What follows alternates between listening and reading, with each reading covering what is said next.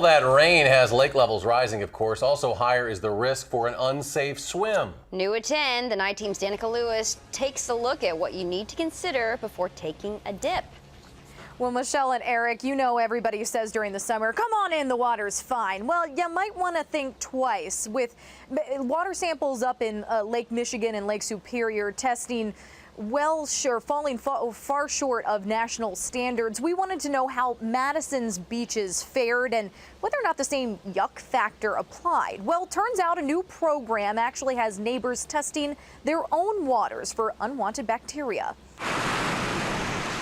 It can be hard to tell if it's too dirty for a dip. Honestly, this year it's been really clean. Derek Ward trains for triathlons on Lake Mendota. Last year and the year before, it was just nasty. Like, you couldn't go swimming much, and so I think the lakes are much, much cleaner. That's just what this tube is testing. If you look down that tube, you can see a black and white disc down at the bottom. John Standridge used to test lakes for the state.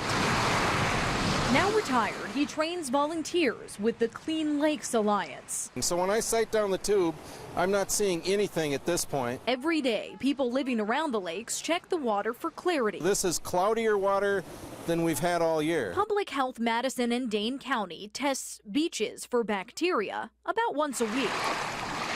That's what shut down Esther Beach to swimmers. Last year, when the water wasn't nearly this high, the issue was weeds. But with the rain comes runoff. With runoff comes phosphorus.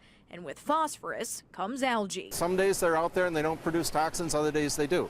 So over the long haul, you need to worry about them. As part of the pilot program, the Alliance also checks Mendota each day for E. coli. Yeah, the more E. coli, the more risk there is to swimmers for getting sick. Standridge says those levels have been up this week thanks to the weather, but they're starting to go back down again.